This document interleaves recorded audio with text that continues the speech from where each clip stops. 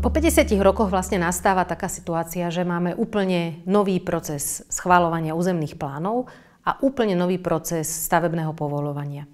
Tá zásadná zmena je, prvá zmena je, že toto všetko je rozdelené do dvoch zákonov. Doposiaľ sme to mali v jednom, je to rozdelené do dvoch zákonov, dva samostatné procesy. Zároveň je výrazne okresaný proces aj z príjmania a schvaľovania územných plánov, ale aj proces povoľovania stavieb. Vypadli mnohé štádia, ktoré sme v súčasnosti poznali, teraz už v tejto novej legislatíve nebudú. Mala by byť rýchlejšia, mala by sa väčšina vecí diať prostredníctvom informačného portálu, teda elektronicky, čo zase ale na druhú stranu smeruje k tomu, že časť verejnosti možno nebude dostatočne informovaná a nebude môcť dostatočne uplatňovať svoje práva.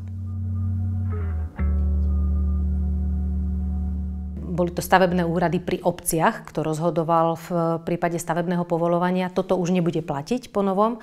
Po novom bude mať všetko v rukách štát prostredníctvom svojho nového ústredného orgánu, ktorý sa volá Úrad pre územné plánovanie a výstavbu a jeho 8 regionálnych úradov, pracovísk. Prípadne to budú špecializované orgány štátnej správy, ale teda obce už nebudú tie, kto bude povoľovať stavby a kto bude vydávať územné rozhodnutia alebo stavebné povolenia. Obce majú základný nástroj v rukách a tým je územný plán. Územný plán obce a územný plán zóny, teda nejakej časti obce. Toto je hlavný nástroj, prostredníctvom ktorého obce môžu ovplyvňovať a regulovať to, aká stavebná činnosť sa bude diať na území ich obce, v katastri ich obce, čo sa tam bude môcť uskutočňovať a čo napríklad sa nebude môcť uskutočňovať. Toto je hlavný nástroj, ktorý vlastne mali obce aj doposiaľ. Nová legislatíva vyžaduje, aby každá jedna obec mala svoj územný plán a prostredníctvom tohto územného plánu vlastne sa bude regulovať aj výstavba v obciach. Toto je aj dôvod, keďže ten územný plán bude veľmi dôležitý pre ďalšie rozhodovanie. Bolo by dobré, aby obce naozaj mali čo najskôr všetky územný plán. V súčasnosti je stav taký, že približne polovica obcí územný plán nemá. Vzhľadom na to, aká bude tá nová legislatíva, bude veľmi dôležité, aby obce mali územný plán a nie len aby ho mali, ale aby bol aj dobre a kvalitne spracovaný, pretože na základe neho sa bude rozhodovať. Odpadne totiž jedno štádium konania, ktoré doposiaľ platilo, a to bolo územné rozhodnutie. Takéto štádium už nebude. Namiesto územného rozhodovania bude dôležité, aby bol dostatočne podrobný územný plán, ktorý potom bude určujúci pre vydanie povolenia v konaní o výstavbe. Pri prijímaní novej stavebnej legislatívy, čiže zákona o výstavbe a zákona o územnom plánovaní, síce prebehol riadny proces pripomienkovania, tzv. Medzirezortné pripomienkové konanie, avšak máme za to, že bol čisto formalistický a neprebehli tam dôsledné diskusie s verejnosťou a s odbornou verejnosťou a so všetkými dotknutými subjektami, lebo takáto reforma, ktorá sa prijala, by si vyžadovala mesiace diskusí a nájdenie toho najvhodnejšieho modelu, ktorý by sme si tu chceli nastaviť. To však neprebehlo, čiže možno tento proces považovať za formalistický.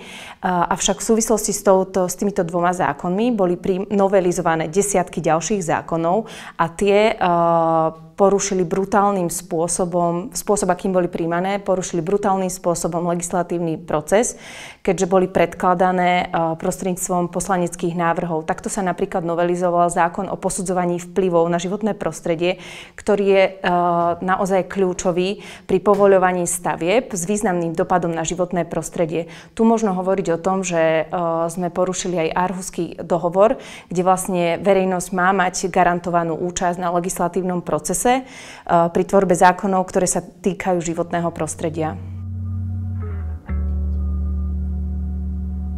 V zásade od počiatku bolo jasné, že toto je smer, ktorým predkladatelia týchto návrhov sa chcú uberať a chcú okresávať práva verejnosti.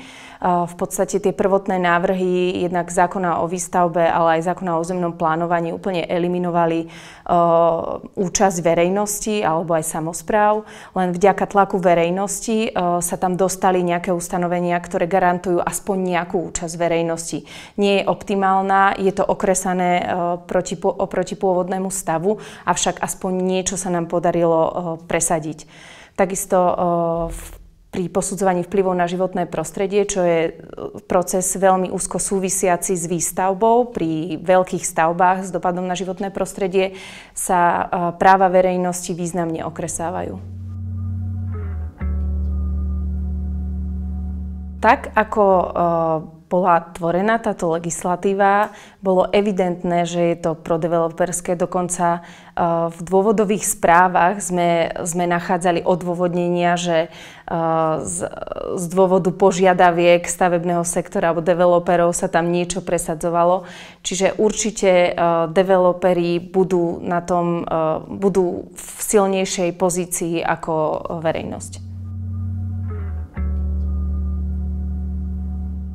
Tak ako sú nové procesy v zákonoch popísané, je tam veľa neznámych a veľa nejasností a ten text poskytuje viacero možných interpretácií a preto my máme obavu, že či úradníci, ktorí budú mať postupovať podľa týchto nových pravidiel, budú rozumieť, ako vlastne ten proces má prebiehať. Čo v konečnom dôsledku môže znamenať, že nie, že to zefektívni a zrýchli tie procesy, ale môžu sa stať oveľa ťažkopádnejšími. Ďalší problém je aj ten, že táto reforma stavebnej legislatívy predpokladá veľkú reformu aj kompetencií v rámci štátnej správy.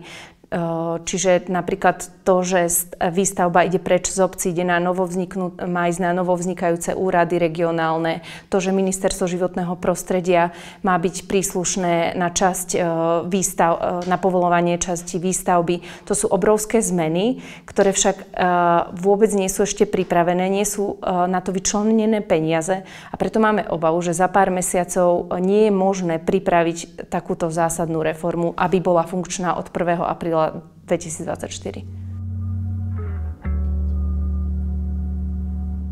Bojíme sa skôr o to, že Úrad pre územné plánovanie a pre výstavbu a ľudia, ktorí vlastne koncepčne ideovo stoja za týmito návrhmi, od začiatku sa snažili pretlačiť agendu povoľovania stavieb s významným dopadom na životné prostredie pod úrad. A možno, že takto čakajú, kým ministerstvo príde do štádia, že nebude schopné to robiť a tým pádom si stiahnu tú agendu pod seba. Čiže áno, v súčasnej situácii máme obavu, že bez prostriedkov, ktoré neboli zatiaľ vyčlenené Ministerstvu životného prostredia, ono nebude schopné realizovať tú agendu podľa novej legislatívy.